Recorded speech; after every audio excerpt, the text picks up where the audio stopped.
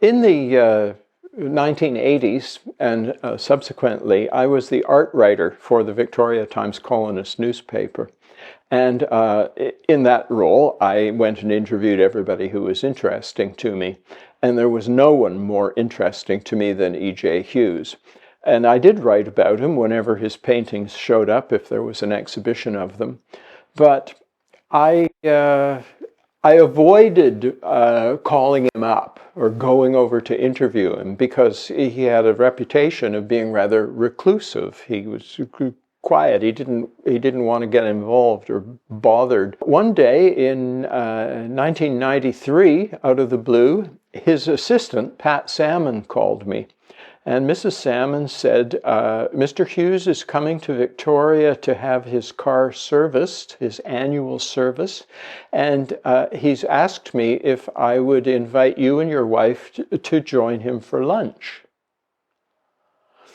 I was surprised, but we met at the Snug in the Oak Bay Beach Hotel. And Pat came in with a paper bag full of photographs and books and things about Hughes. And Hughes strode into the room. He's a very elderly gentleman, but with beautiful upright bearing, piercing blue eyes, didn't wear glasses, wearing his tweed coat, and this tie, in fact. This is his tie. And so we sat down at the table, and although Hughes had a reputation of being rather reclusive, he was actually quite gregarious when you were properly introduced. He was delighted. We spent 2 hours looking at the pictures and talking about things before we even got around to ordering lunch. We spent a beautiful afternoon together, and I was really struck by it. I came home and took notes of everything that had been said. 3 years later, again, Pat Salmon called up, and she said, Mr. Hughes has asked if you and your wife would like to join him for lunch at the Brigantine. It's a pub on Maple Bay.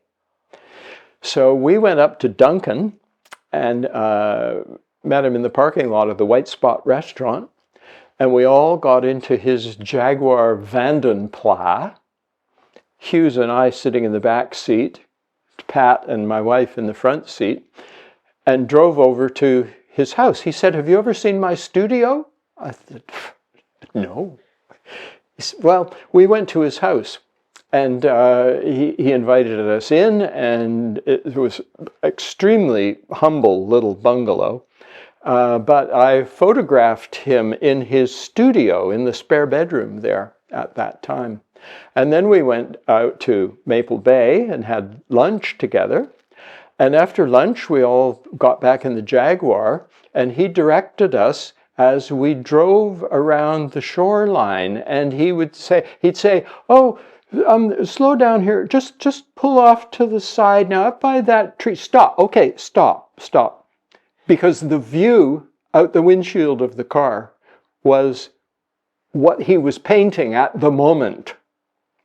You see, he liked to paint for his painting practice. He didn't paint on location. He liked to sit and make very meticulous drawings of the subject and then use those drawings as the basis for his paintings. He'd spend 2 days drawing the subject, and on the third day annotate the drawings with a very cryptic series of notes relating to the colors and the tones that he was going to use. I really couldn't believe that I was sitting in the back seat with my favorite artist of all time and seeing the world through his eyes. It was a wonderful experience. Hughes married Fern Smith just at the advent of the Second World War. And after a very difficult time of their war service, his service and her attendance on his postings here and there, eventually they retired to Shawnigan Lake. I'd say he was really suffering from PTSD. And it was difficult for Fern. She wasn't well educated or very gregarious. And she also began to suffer from muscular dystrophy. They were kind of shut in because they couldn't invite people over for dinner. Fern wasn't capable of it. And Hughes just stayed very close to home with her.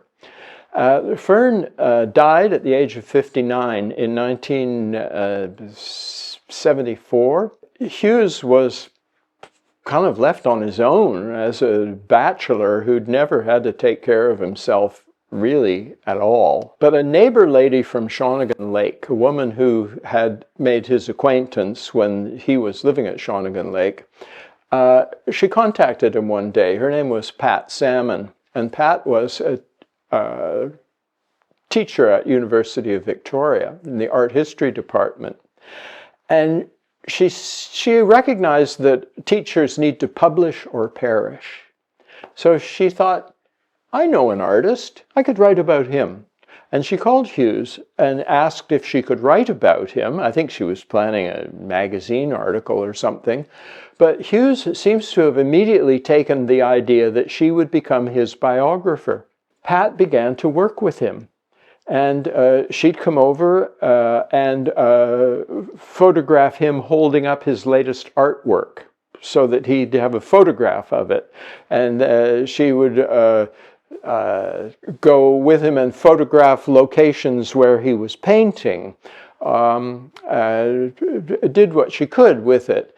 It should be known that Pat was married and a wife, mother of 7 children. She wasn't his girlfriend, but she found time in her very busy life to help Hughes whenever he needed help. And this went on from 1977 until his death in 2007. During this time, Pat was dedicated to being his biographer, and she began taking notes. She'd write down notes of everything he said. I have placemats in which she wrote down the notes in the restaurant, you know.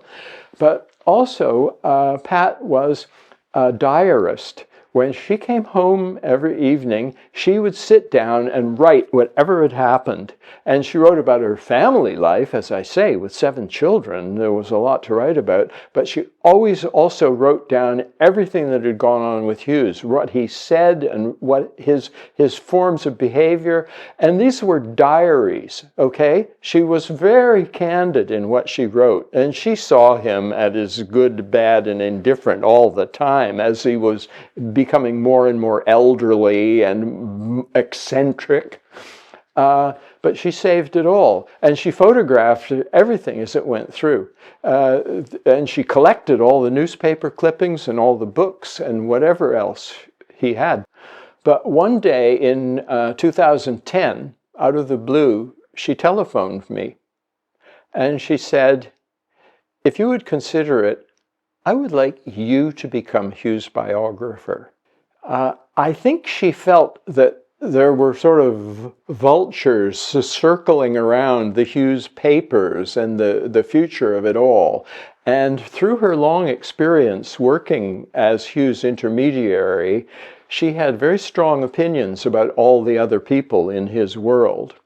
And somehow the two of them, through learning about my writing and my painting and my family life, they felt I was someone that they could trust, she could trust. And of course, I said yes immediately. I felt this was the greatest gift that an art historian like myself could be given, was the responsibility to be the interpreter of really, next to Emily Carr, Hughes is the greatest thing in Western Canadian art by any standard.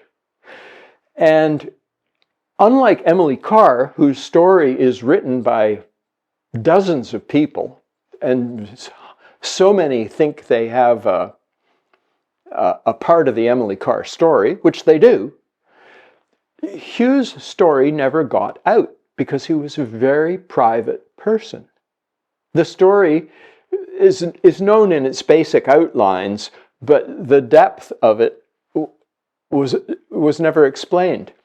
But Pat had collected it all and gave it all to me, and gave me the responsibility to bring it to the public's attention. And I began making visits to her. She was living at Mill Bay at the time.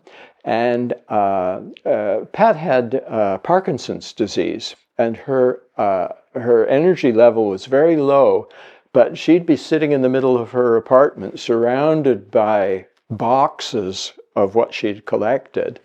And at first she was, rather timidly said, "You might be interested in this," or "I don't know if this would interest you." I said, "Pat, I want it all. I need every single bit of it. If it relates to Hughes, I want it all." And over the course of a couple of years, I took it all. She gave me carte blanche. In fact, by the end, she was rather incapacitated and more or less just said, "You deal with it. Go and look through the materials, and if it's what you want, take it away."